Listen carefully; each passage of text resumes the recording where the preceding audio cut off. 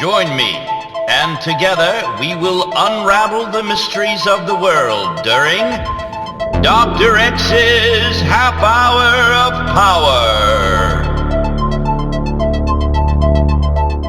I shall not commit the fashionable stupidity of regarding everything I cannot explain as fraud. That's Carl Jung. And I'm Dr. X. And this is Dr. X's Half Hour of Power. And boy, do we have a special guest this evening from the halls of academia. A good friend of mine, someone I trust. Professor Ozzy Cheney. Professor, welcome to Dr. X's Half Hour of Power. Thank you, Dr. X, for having me on your wonderful show.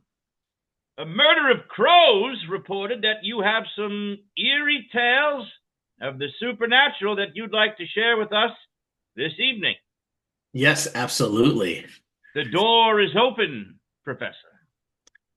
My first recollection of the supernatural occurred at my mom's house. She lived in this old home across from a school, no less. And next door in the duplex was this older lady, and she was there for, 90 years, it seemed like.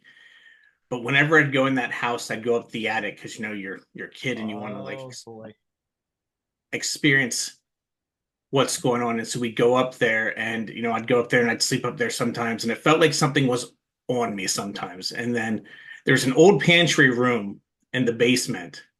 And you'd go back there and it always felt like there was something watching you. And I never felt easy at that house, and we lived there for like 4 or 5 years. What state are we talking about, Professor? We are in Ohio, which is Ohio.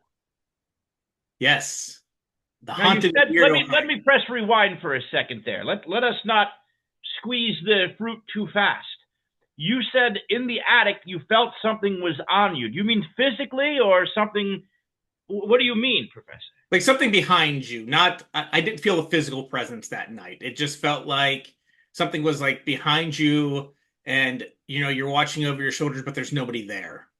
You turn around, just a shadow. Nothing.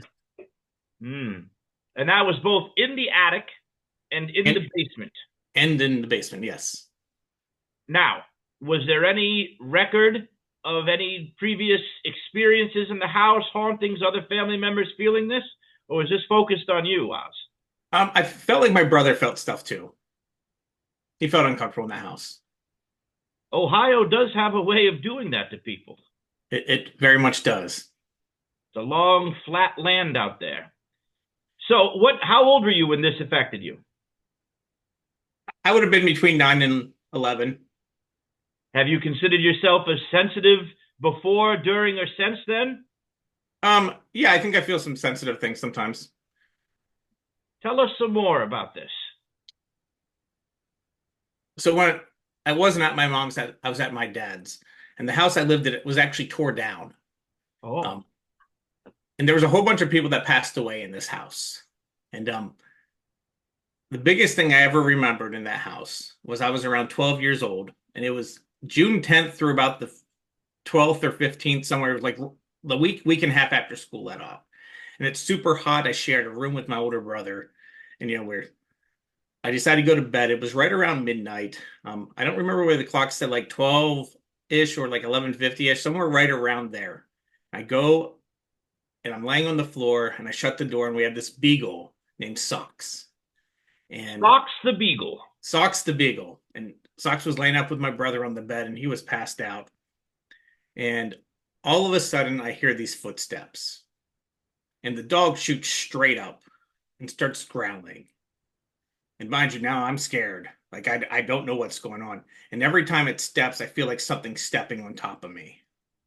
And this continues on for a couple minutes. And about halfway through this strange phenomena, I get the courage to get to my knees, and I use my arm and I kind of knock Socks down, thinking stop scaring me, dog.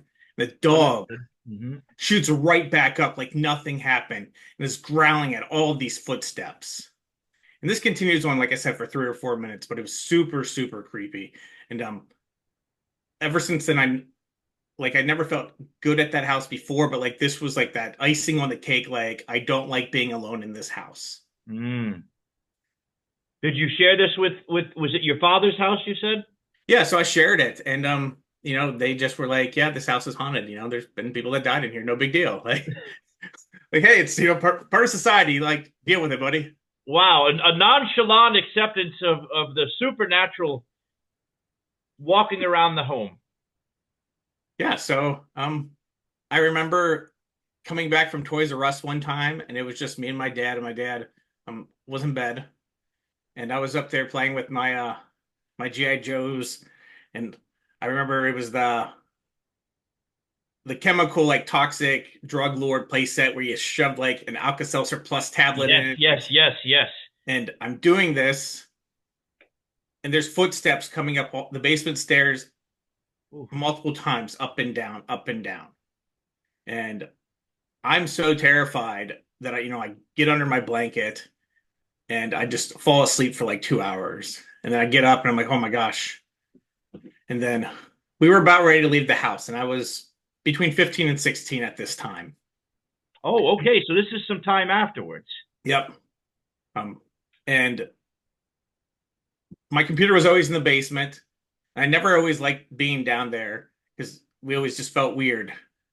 But it's one of the last times I was going down to that basement because we're getting ready to, I think, move in 2 weeks. And so I go down the basement before school starts, like, and grab my clothes. And I look over at the pool table, and there's this mist that's just Ooh. staring back at me. And Ozzy, we're getting serious now. so I startled, like, jump back. I was like, I took off upstairs, and I said, I'm only here 2 more weeks. I will never go in that basement by myself. And then, about a year later, the house was tore down. But it was the most eerie, creepy, like evil house I've ever felt that I've been in. Now, a very important question. Do you still have the Eco Warriors Toxo Lab? No, that got lost, later on in life, unfortunately. I hope somebody kept it and not sold it, but you never know. So a dense mist was just hovering over the pool table? No, it was so the pool table was there, and then there was like a little corner there where we had the TV and like a couch there. It was right at that corner. It was just this white, pure mist. Um, it wasn't you couldn't see through it though. You couldn't see behind it. So it wasn't incorporeal like you could just see through it. But there was no face or form. It was just this floating mist that like just gave you the sudden like, all the hair stands up on your arms, and then you're like frozen for that second until you get the courage to fly upstairs. So either in retrospect or during this time, Ozzy, when you combine all these together, do you have any inkling as to what you might have experienced? I don't think it was a poltergeist. I just think it was some trapped spirits in that house.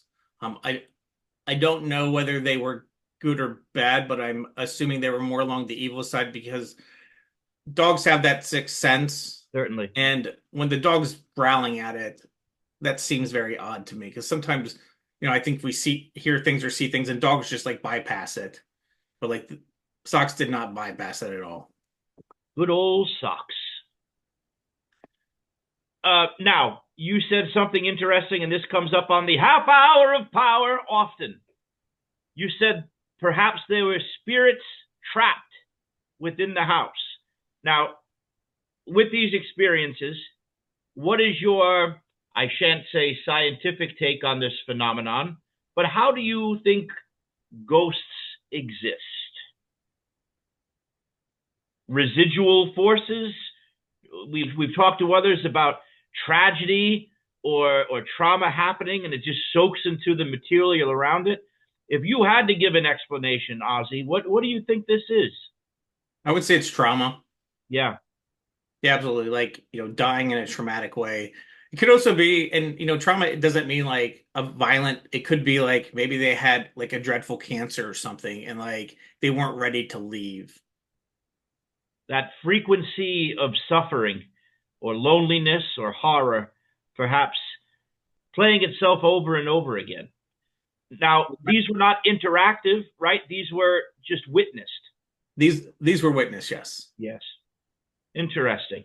So that lends itself to the theory of These are sort of like the stone tapes, things repeating themselves over and over again rather than an interventionist sort of haunting. Yes, So you're a believer. absolutely. And did these situations, well, let me say this, the house has been knocked down. Yes, it was knocked down. I'm assuming Socks has gone to the Rainbow Bridge. Socks has gone to the Rainbow Bridge. Yes. Rest in peace, buddy. And then later on, outside of this house, what did you experience? Yeah. So, my grandpa lives near Piedmont, Ohio. It's a big lake in southern Ohio. And most of my family's from that area, so there's a couple of strange things that have occurred there. The first one is we were at Boy Scout camp, and it was the Ohio Valley Council. They do this merit badge camp every year. It was really fun, and there were six of us awake, and there was two of us sleeping in this tent, or I mean cabin. Sorry, not tent. Mm-hmm. And we were all talking about just whatever happens, and because we were getting ready to do like the survival ship merit badge, so we had to sleep outside, in the woods and stuff. And then the next thing we knew, we were being woken up in the morning. And I could account for maybe one or two of us maybe falling asleep at the same time, but six of us with all that recollection of what happened was really strange. And so that like kind of freaks you out. You're like, okay, so what happened? Like, why did we all fall asleep? Which leads me right into my next tale of I was at my grandpa's sleeping, and he built, this land, and he just had a barn. So we always slept outside in tents. Like we did this for usually 6 weeks during the summer from about 13 to right about 16, I think. Okay. And so the one night I'm sleeping and I wake up around 4:35 in the morning because it's right after daylight savings time, and I'm outside my tent. And I don't know if you've ever slept in a tent, but usually when you close it, they do not open. I have never been known to sleepwalk in my entire life, Mm-hmm. and that was very creepy. And then I'm 16, my sister's there, my little brother, rest his soul, he passed away a few years ago, and my best friend are outside. I think we're staying there for like 3 days, and we look up, and right over the horizon is this thing that looks like a stealth bomber. The entire bottom is lit, like Oh. lights all over, and there's no sound, and it's no more than 300 to 400 feet off the ground. And we just watched in awe of it flying over us. Like, is this really happening? And so we, are trying to open the door because my grandparents would lock the door sometimes. And I'm like, hey, did you guys see that? And they're like, oh, maybe that's from what happened, a while ago. And there was this trailer that lived up this old, like hunters. Yeah. And they lived at the edge of the property. So you had to like drive through the neighbor's property around it to get there. And it's just a trailer. And my grandpa and grandma were out there, and they see all these lights up there this one night. And they don't know what's going on. Ozzy, this was prior to your sighting. This was prior to my sighting, yes. There's all these lights up there. And these people have been here for, I don't know, 5 to 6 years at this point. The next day, they left. They never came back. They sold the property immediately. And my grandma was like, yeah, they got abducted by aliens that night. And, the only thing you account for, and then you see that, and you're like, okay, this is strange. And, you can't put it together. Now, that is between Pittsburgh and Wright-Patterson Air Force Base. Okay. It's almost like a straight line. And so was it an experimental craft? Unsure. But, you kind of put two and two together and you're like, well, that's very strange. And there were multiple witnesses, so you were with siblings. Siblings are my best friend, yes. What did you say before about the tent being open? You sleepwalked? No, so I went to bed in the tent. Yes. You zip up a tent at night, like any normal person, I think, would do that, right? Yes. And I woke up outside the tent, and it was perfectly zipped. I didn't. Okay, I missed that part. And my sleeping bag was inside the tent. I was not in my sleeping bag. Were you standing or on the ground? I was on the ground. Like I slept out there for an hour or two. Wow. and this goes back to almost a parallel episode with your scout mates, Yes. where perhaps a time slip, or you all passed out at the same time. Yes. Ohio, ladies and gentlemen. Now, what were the reports from your siblings and friends about this? It aligned with what you saw as well? Yes.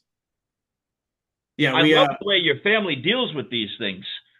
well, my if my dad would ever come on, he'd tell you stories for days. So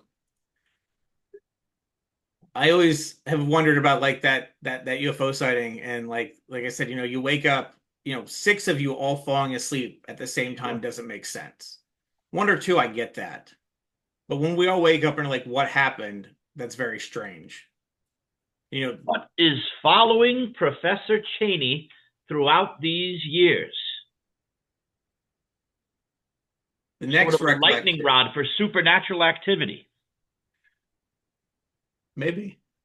Now, Absolutely. at this point, you've spoken of several instances as a child, as a teenager. Now, as an adult, do they Yes. still come knocking?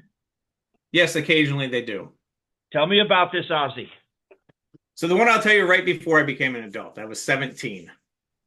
We went to Lodi. That's where my aunt lived. And I remember this. It was January. The Bucks were playing in the playoffs. It is also the home of one Glenn Anzalone of the Misfits, also known as Glenn Danzig, folks. Go ahead, Ozzy. So I remember watching this game, and then we're driving back, and it's late at night, and it's foggy, like unsurreal fogginess for January in Ohio. And I remember that I don't remember what road we were on, but it was probably 224, I believe, which is interesting because I think my next tale of stuff on a highway was actually 224 as well. Mm-hmm. And we're listening to AC/DC and specifically the song I've Got Big Balls. I'm familiar. And I remember looking at the clock and it's 11:26. And the next thing I know, I look at my dad. The song is still on. He looks at me and 10 minutes have passed. Oh boy. And so we couldn't figure this out. And so maybe, you're thinking like, okay, what happened? Where is this 10 minutes? Was it just like it was bad driving? We got in a daze, but that doesn't account for the song still being on the radio, like at the same like beat. Like we never missed a beat. And so I'm getting married, like 7 years later. And I'm like, Dad, do you remember that night? And he's like, that was the strangest night ever. We lost 10 minutes. And that kind of like cements it for you. You're like, yeah, that was real. Like I know that was. And then I used to wake up with like sleep paralysis ever since then for a while. And I know there's all kinds of studies on the medical thing, but it happened for about a good 10 years. I haven't had it probably in, I'd say 7 years now, but there was a good 10 years I woke up with sleep paralysis for a while. And like it was very freaky. If you've ever had that, I don't recommend trying that out. Once. That is my one supernatural experience that I personally have experienced. I'll get to that on another show. This is your turn, but I believe in it. I've experienced it. Now, when you were paralyzed during your sleep, did you see anything, or is it just the I can't move? I can't speak. I remember at the apartment the one time I was in there and I was doing my best to kick my ex-wife, like literally try to kick her as hard as I could and move. And it feels like there's something on you. You can't move, like you're not in control. Your eyes are fully awake. Yes. You're cognizant of like what you can see, but you cannot move. Trapped. You are yes. trapped. And so that's happened numerous times. And like I said, is it supernatural? Unsure. Is there a medical thing for it? Yeah. I don't know how.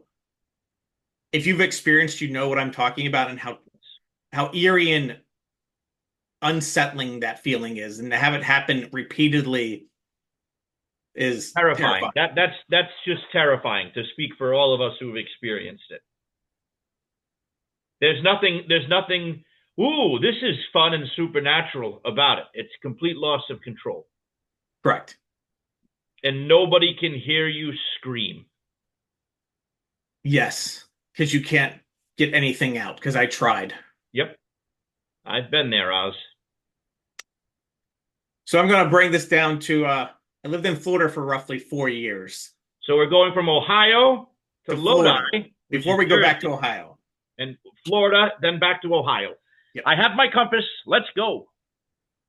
So we moved to Apopka, which is just north of, I think, northeast of Orlando is the technical where it's at. Okay. We bought this older house that was on the edge of a state park, and that house always felt creepy.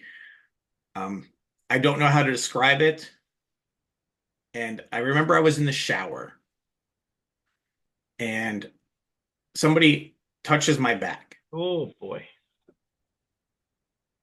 and so it instantly the hair stood up on the back of my neck, like that wasn't supposed to happen.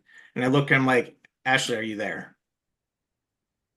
There's no door. I didn't, sometimes somebody can creak in a door and you can't hear it, when you're in a shower. And I go out and I'm like, hey, what'd you want? And she's like, what are you talking about? And I would come home from work because I sold cars at the time. And well, I attempted to sell cars, let's be honest. And she would tell me how the doors on the other side of the house, because we kind of stayed to the one side of the house because we had a little one. And so it was kitchen, little dining room, and then the living room and the bedroom. And then there was a whole other side of the house that we never touched. It was just like it basically had two guest rooms because, we just had us at the time. And the one door would always slam shut repeatedly during the day. And so whenever she was home, she's like, I heard the door slam it again. And it was just kind of like one of those things. And then we finally moved out of there and moved back up to Ohio for my second and final story. Let's I was conclude this ghost trip. We're going on. I love this. I love these buffets of supernatural, if you will. So I'm a grad student and I'm coming back from Youngstown State University. And I have two ways home. I can go down 224 and turn at 225, or I can go straight ahead and then get on to 183 and get home. And if you're driving a lot and you're doing this 4 days a week, sometimes you just switch it up because repetitiveness. And I was talking to my buddy actually at the time, and I remember this, and I'm on the phone with him, and I say, "Hey, I'm gonna let you go because I think I'm lost because I Mm-hmm. just went straight." And I see this building that I've never seen before in my life. And it looked like it was straight out of like the 1950s to 1970s. It had that old sign on it. And it looked like a bar. The And I hair. don't rec- I'm sorry. The hair on the back of my neck just pringled a bit. and I don't recognize this. And I'm like, where am I at?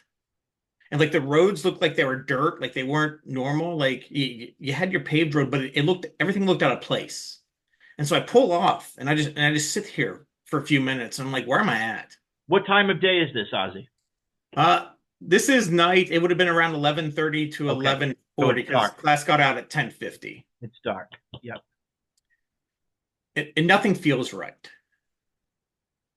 And I've read enough stories about, weird time warps and stuff, and like you can go through that. And I'm like, I don't know if I want to keep going eastbound.